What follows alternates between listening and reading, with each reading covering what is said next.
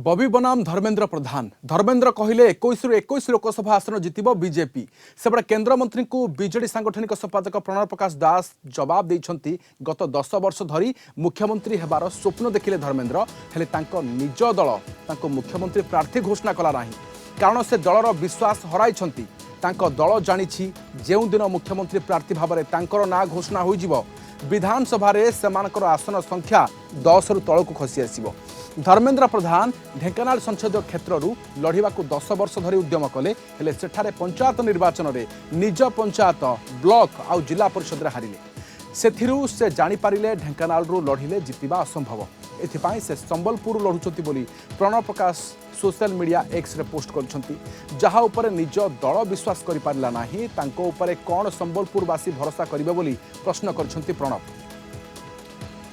Senior correspondent Pritikant नायक अधिक सूचना पे आम सहित अच्छा। प्रीतिकांत धर्मेन्द्र को जेभली टार्गेट कर प्रणव किभली देखुं गोटे संसदीय क्षेत्र में अनेक बार प्रयास कले किंतु सेठारे विफल हेले आउ गोटे संसदीय क्षेत्र को बाछिचंती एभली कटाक्ष करछंती। राधेश्याम देखंतु संबलपुर लोकसभा रे सुपर फाइट होबाकू जाउची सुपर फाइट हेउची कारण केंद्र मंत्री धर्मेन्द्र प्रधान बनाम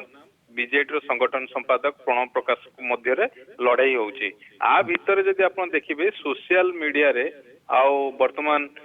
गणमाध्यम आगरे बयानबाजी जोरदार हेची उभय केंद्र मंत्री धर्मेन्द्र प्रधान और संगठन संपादक प्रणव प्रकाश दास कर आज जदि आपण देखिबे केंद्र मंत्री धर्मेन्द्र प्रधान दुईटी कथा कहिसंती जे ओडिसा रे मोदी प्रति भल पाइबा रही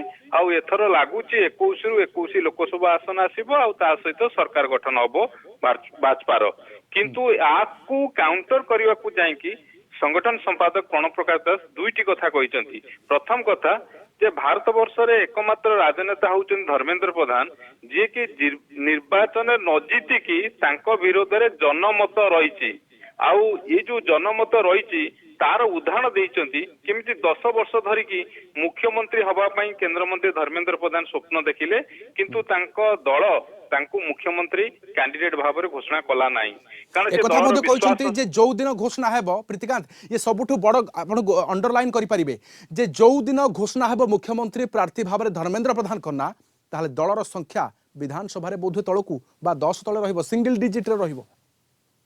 राधेश्याम सिंगल डिजिट कथा सेकंड कथा कहते जे जेहेतु गत पंचायत निर्वाचन रे ढेंकानाल लोकसभा संसदीय क्षेत्र रे सबुथिरे हारिले ब्लॉक और जिला परिषद हारले सेतुरु ढेंकानाल लड़िले जितिबा असंभव तो सेति पई संबलपुर आसीचंती अर्थात संबलपुर लड़ुचंती आउ एथिपाई संबलपुर वासी को सतर्क करैचंती